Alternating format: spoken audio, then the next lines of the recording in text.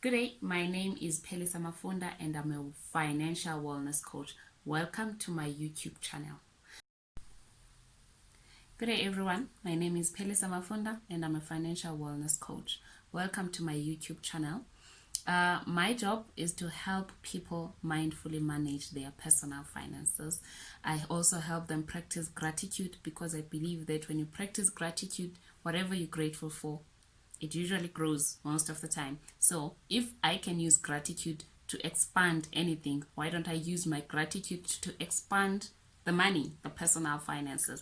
So I strongly believe that if I practice gratitude, whatever I'm grateful for, it will grow. Then I decided I will also be grateful for the money, whatever money that I have, so that it does what? It grows. So I also practice a whole lot of gratitude when it comes to money, and I also teach people how to practice gratitude so that their money also grows. I also written a book, Healing the Wounds of Debt. As a person who has been so much in debt, I've decided, you know what, I want to educate people about this thing called debt, because you know what, financial wellness, you're not really financially well if you are struggling to pay off your debt. You're not really financially well if your debt is weighing very heavy on you. And it will take out this belief of people thinking, Guti, for us to be financially well, we've got to have a whole lot of millions in our bank accounts. Not that we are against the millions in our bank accounts, but a sense of you being in a space where you don't have to stress about money. You don't have to stress about basic things that needs to be done. A sense of you being in a comfortable space when it comes to money. So yes, that is basically what I do. Like I said, I've also authored a book, Healing the Wounds of Debt. It is an award-winning book, guys. Let alone that I keep on forgetting, but it is an award-winning book. It took an award in the African Authors Awards in 2020. So yes, I've written that. The book is all about debt from chapter 1 to chapter 13. Yes, to chapter 13. To chapter 13, it helps. It's got my background, it's got the emotional side of the wounds. Why are we so wounded when it comes to debt? It speaks about that.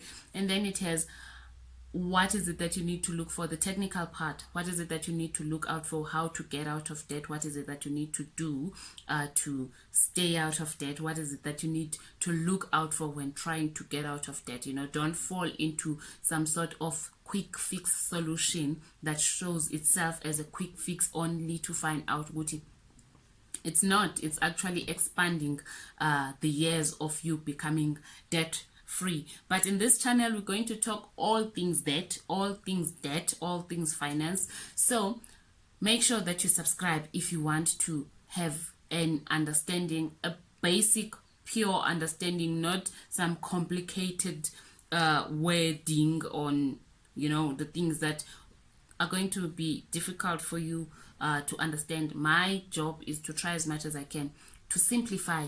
Okay, enough about that. Today, what are we talking about? Today, we're talking about why do people find themselves in debt? You know, that is a very complicated one, I think. And that's a very painful one, but that's a very powerful one, you know, because the moment you discover why you are in debt, it gets easy to see it when it comes. But there is this reason that made me be so much in debt. Let me try as much as I can to avoid it. But if you are not aware, you are not in control. So it's very important to be aware. Why are you in debt? Why did you find yourself in debt in the first place? You know, I know what it sometimes it shows itself as the simplest reason, like I was in debt because I needed a car. I was in debt because I needed a furniture. I was in debt. Maybe those are the reasons, but those are the tip of the iceberg. You know, there's something deeper that is down there. There's something that is behind there that is driving, you know, a whole lot, the subconscious part of it. And when we are aware of the subconscious part of it, you know, life gets so much easier because you see it coming and you develop a way to interrupt it. You know, there's something that I found very powerful. Awareness. awareness of why am I here, and then how do I then interrupt this thing, this pattern, this habit. When this habit comes to me, how do I interrupt it to ensure that it doesn't take me to the same trap that it took me years ago, So that is very powerful. So most of the time, I'll start with the light part, the lack of patience. Most of the time we find ourselves so much in debt because we are not the most patient species. I don't think people generally are the most patient people. And I think if we can learn to be patient as people, we can avoid a whole lot of things, For example, you just recently started to work. You put so much pressure on yourself. You want to buy a car. I don't know whether it's yourself or it's the community or it's the family. It can be either. It can be yourself, putting yourself in under pressure. It can be the community, people around you. Now that you are employed, this is what you're supposed to do, the community standards. It could be your family. Because now that you are employed, they are expecting to live a certain kind of lifestyle financed by you. And yet maybe they don't even know what kind of lifestyle you have. They don't know how much you're getting paid. People, we go to work and look this pretty because we put on makeup, lipstick, and formal clothes. Sometimes we get uniform from our work that makes us look so good. And people automatically assume Uguti we have money, of which that is not true. You can look very much good, can't you? Just an intern who just earns 2,500 rand, who still needs to buy grocery for themselves, who still needs to transport themselves, and yet then there is someone at home who is now that Upelisa is employed. Well, thank God I never got to experience that, but now that Upelisa is employed, she will help us. She will take us out of poverty. Maybe Upelisa is not even out of poverty as yet, but there's already a lot of expectations from them. And then you find yourself responding because now this is the expectation. You want to come to this expectation because somehow maybe you don't want to disappoint your parents or whatever, or you're just responding to the pressure. That's the pressure that I'm talking about. Then the impatience come in. You find yourself, okay, you want to buy furniture, you want to change mom's bed. It's okay, nothing wrong with it, but only if you can afford it. If it's something that you can afford it. If you cannot afford it, tell mom, I'm currently not in a space to change your bed. I would love to change your bed one day, but I'm not in a space to do that. I'm currently not in a space to do that simply because this is what I'm earning. Lack of patience, pressure that we give ourselves, we get from the community, we get from maybe our homes. So that's the second thing. So the first one, we lack patience. I don't want to wait. I want to get this TV. And yet all my life I was at the university with no TV, just books. But now that I'm employed on my third month, I can't afford TV. I decide to go to a furniture shop and buy the TV on credit. There is this credit card that is allowing me to buy these nice clothes. I had clothes before I got to work, but for some reasons, because credit allows me, I say I'm not going to wait for 3 months until I have this amount of money to buy these clothes. Let me rather take them on credit. Then the debt builds in little by little. Then all of a sudden you see, Haibo, I owe so and so much and so much and so much. Then that's another reason. The second one, pressure by community. First one, lack of patience. Third one, we don't save naturally, as we maybe now, but my age, when I started working, this thing of saving was not something that was so much popular. I was not even encouraged to do it, not that I was expecting anyone to encourage me, but it's not something that is sold. Even I was working in the bank, but it was not something that was sold. We were sold credit cards, we were sold check accounts. Hi, you are a staff member, you can open a check account, a staff check, you can get a credit card on staff rate, you can get a personal loan on staff rate, you can get a what is this other thing, a car finance on staff rate, but never anything like you can save on a staff rate. There was never something like that. When I started working in the banking industry, there was never something where we would have a conversation of, open a 32 days account, you're going to get an interest for a staff rate. There was nothing like that. So I'm just saying, Guti, it's not something that is like always spoken of. You will always hear credit here, take this on credit, do this on credit. So then when we don't have savings, and then all of a sudden there's something, an emergency now, so it's something that you didn't plan for, something happens, somebody decides to die, like my coach would say. Somebody decides to die, and there's no funeral cover or anything like that, and then boom, you have to now take a loan. I know I have a friend who was like in so much debt because she had to contribute on a funeral of a very close family member, then she took a loan with one of the banks. So you find yourself, because you didn't have savings, you didn't have the insurances or anything like the funeral cover that I just spoke about, you didn't have any of those, and then you find yourself having to go and take a personal loan just to cover whatever emergency that we have. Then the other one, I'm speaking of the things that are in my book. I've written this, what I'm talking about, I've written it in my book. So if you are interested in reading more about it, you can just order yourself a copy. I'm going to leave a link on the description box on how you can get your copy. You can get it from me on the website, and also you can also get a soft copy from Amazon. So yeah. So another one, the one that I saw that is like really recent, the gambling game. And sometimes when I talk about gambling, people think of the casino, the horses, Tonton, and all those other things. There is this thing, these get rich quick schemes, where they say put in this amount of money and then it's going to be doubled. A person would come to me. I used to work at the bank and I was a sales consultant. Whenever there was a new scam or the new scheme on the block, someone would come in. I want to take 10,000 rand. It's going to come back. I'm bringing it next week. You tell them about the initiation fee. The initiation fee is going to be 1,150. They don't care, because they are like in their head, the only thing that is ringing is the 10,000 rand that is going to be coming in on every week, because you put in 10,000 rand and then you get 10,000 rand again. So and then over and over again. And then the second day, the third day, the fourth day, the scheme collapses. There's not longer enough cash to sustain it. And then boom, a person is stuck with debt that they cannot pay, the money that they did not use. That used to be the most painful one. The money that they did not use. And the bank wants the money back, so they have to pay. You also want to have a good credit record, so you don't want to just leave it there and be angry, So the gambling game, one of the things that get people into debt. Another one, unplanned family. Guys, children are expensive. Truly speaking, children are very expensive. And if you haven't planned for them, well, I know we get kids, we didn't plan for them. And the government kind of provides for them, but it's just 400 rand, and you can only do so much for 400 rand. That's if you are, let's leave it like that.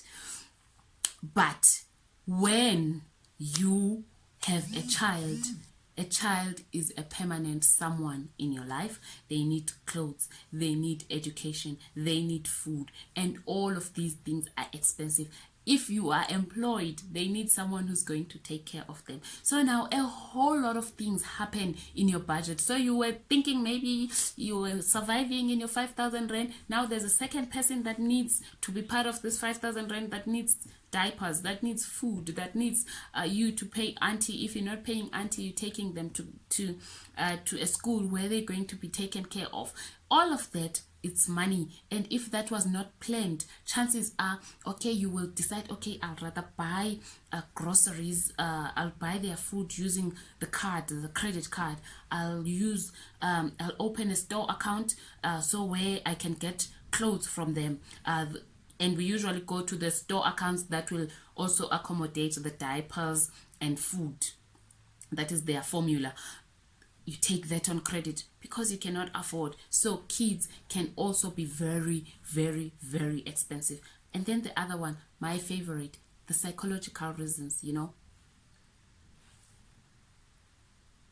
the wounds that I talk about in the book. healing the wounds of debt. There is a whole lot of the uncovered parts, or what? Yeah. So you see the iceberg. What I've just mentioned, the lack of patience, the unplanned kids, the pressure and all, that's just the tip of the iceberg. This part, the top part. Then there's this other part, that's down there. That is driving us to be who we are, on daily basis. We are operating on autopilot because of this part, the one that is down there. The wounds, the emotional reasons. I'll make an example with myself. I was in so much debt because of the childhood wounds, the way I was raised, the way I had seen, the stories I had seen when I was growing up, that got ingrained in my head, and then my life started to be on autopilot on how I used to do things. So on the book, I talk about the childhood wounds. I talk about the ancestral wounds. How were your ancestors behaving when it comes to money? Were they the people who used to live with handouts? They used to borrow. And how do you know if that has not been transferred to you as the person who is on the front line of your bloodline? Because the truth is, we didn't just come from trees. We have a past. We have blood relationships with people who are long gone, and they are only gone by flesh. Their spirit is somewhere alive, but I'm not going to talk about that. So, and you don't have to believe me. You don't have to believe in what I'm talking about. But it's there. It's something that is there.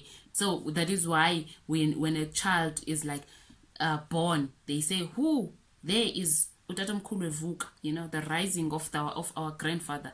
You hear a whole lot of something like that. She looks like so and so. She walks like so and so. So and so used to talk like that. So even when it comes to money, those things are going to be passed on to us, and we are going to pass on our behaviors to our future generations. So we have to take it upon to us in terms of how do we change what we pass on. We make sure that we pass on a healthy baton, if I can put it like that. So the psychological reason, or the emotional reasons, or the emotional wounds that get us into behave on autopilot. We're not even aware of that. In the book, I talk about that a lot. There's like about 5 wounds. It's the ancestral, it's the childhood, it's the peer pressure. We respond to peer pressure and we think peer pressure is only for the teenagers. But I also sometimes respond to peer pressure, and then I'll take a pause.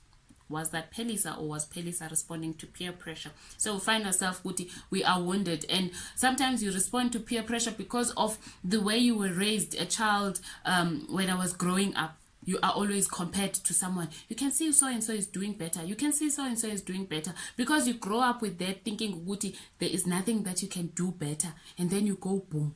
Okay, you respond to peer pressure.